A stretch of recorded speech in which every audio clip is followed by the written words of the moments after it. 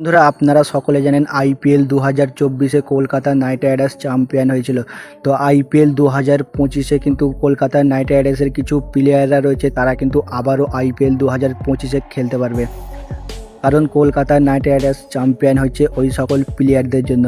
তো আজ এই ভিডিওর মাধ্যমে কলকাতা নাইট রাইডার্সের কোন কোন প্লেয়ার রয়েছে যাদের কলকাতা আবারও নিজের দলে কিনতে চায় তা নিয়ে আলোচনা করব।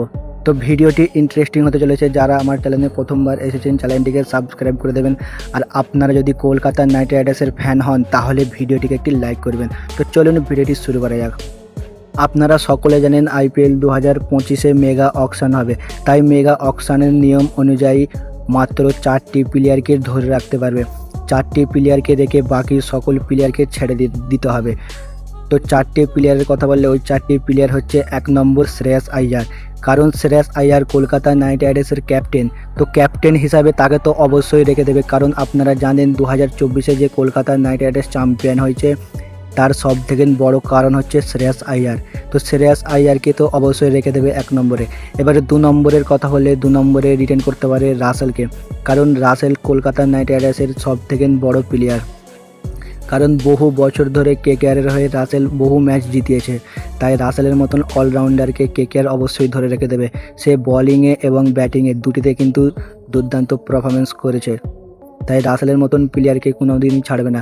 কারণ রাসেলকে যদি ছেড়ে দেয় তাহলে অন্য কোনো টিম তাকে কিনে নেবে। এবারে 3 নম্বরের কথা বলে 3 নম্বরে রিটেন করবে সুনীল নারায়ণকে। কারণ রাসেলের মতনই সুনীল নারায়ণ আরেকটি অলরাউন্ডার যাকে কলকাতা ছাড়তে চাইবে না। তো এই প্লেয়ারকে যদি কলকাতা ছেড়ে দেয় তাহলে কিন্তু মেগা অকশন থেকে আর হয়তো পাবে না, তাই সুনীল নারায়ণকে রিটেন করে রেখে দেবে। এবারে 4 নম্বরের কথা বললে 4 নম্বরে রিটেন করতে পারে রিঙ্কু সিংকে। কারণ রিঙ্কু সিং কেকেআরের ফিনিশার, আর আইপিএল 2024-এ হয়তো রিঙ্কু সিং ভালো পারফরমেন্স করে দেখাতে পারেনি, কিন্তু রিঙ্কু সিং এর আগে দেখিয়ে দিয়েছে যে সে কতটা ভয়ঙ্কর প্লেয়ার। এর আগে রিঙ্কু সিং 5 বলে 5টি 6 মেরে রেকর্ডও করেছে।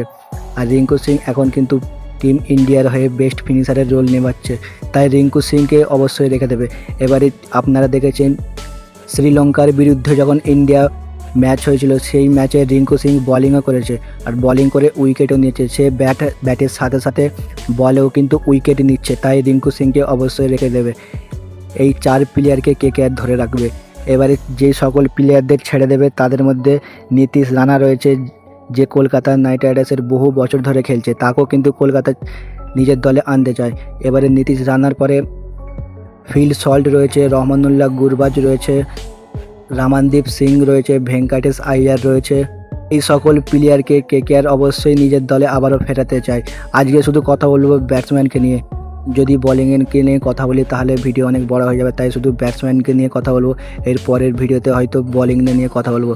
এবার এই সকল প্লেয়ারকে কলকাতা নাইট রাইডার্স আবারও মেগা অকশন থেকে কিনতে চাইবে। তো নীতিশ রানাকে তো অবশ্যই কিনবে, কারণ নীতিশ রানা কেকেআরের ভাইস ক্যাপ্টেন ছিল। এর আগে কেকেআরের হয়ে সে ক্যাপ্টেনেও করেছে, তাই নীতিশ রানার মতন প্লেয়ারকে কেকেআর আবারও মেগা অকশন থেকে কিনতে চায়। এদের জন্য কেকেআর কিন্তু কোটি কোটি টাকা রেখে দেবে। এবারে ভেঙ্কাটেশ আইয়ারের কথা বলে আপনারা দেখেছেন আইপিএল 2024-এ ভেঙ্কাটেশ আইয়ার বিধ্বংসী ব্যাটিং করেছিল, তাই ভেঙ্কাটেশ আইয়ারকে অবশ্যই কিনবে। এবারে রামানদীপ সিংয়ের কথা বললে রামানদীপ সিংকে তো অবশ্যই কিনবে, কারণ রামানদীপ সিং হচ্ছে একজন অলরাউন্ডার প্লেয়ার।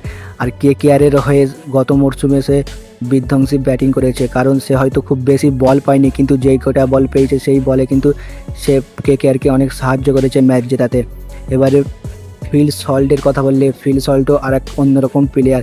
ফিল সল্ট ও সুনীল নারায়ণের ওপেনিং জুটি আপনারা সকলেই জানেন যে এই 2 ওপেনিং জুটি কিন্তু আইপিএল পুরো কাঁপিয়ে দিয়েছিল, তাই ফিল সল্টকে কেকেআর আবারও কিনবে। কারণ ফিল সল্ট ব্যাটিংয়ের সাথে সাথে সে কিন্তু একজন উইকেট কিপার, তাই ফিল সল্টকে কেকেআর আবারও নিজের দলে ফেরাতে চায়। এবারে রহমানুল্লাহ গুরবাজকেও কেকেআর কিনতে চাইবে। যদি রহমানুল্লাহ গুরবাজকে পায় তাহলে কিন্তু অবশ্যই রহমানুল্লাহ গুরবাজকে কেকেআর কিনতে চাইবে। তো বন্ধুরা আপনারা কমেন্ট করে জানান এই সকল প্লেয়ারকে কি কেকেআরকে আবার কেনা উচিত, নাকি এদের বদলে আবার অন্য কোনো প্লেয়ারকে কেকেআর কিনতে পারে। তো এরকমই ভিডিও পাওয়ার জন্য চ্যানেলটিকে সাবস্ক্রাইব করে রাখবেন, আর ভিডিওটি যদি আপনাকে ভালো লাগে তাহলে একটি লাইক করবেন। আবারও অন্য কোনো ভিডিওতে দেখা হবে। ধন্যবাদ।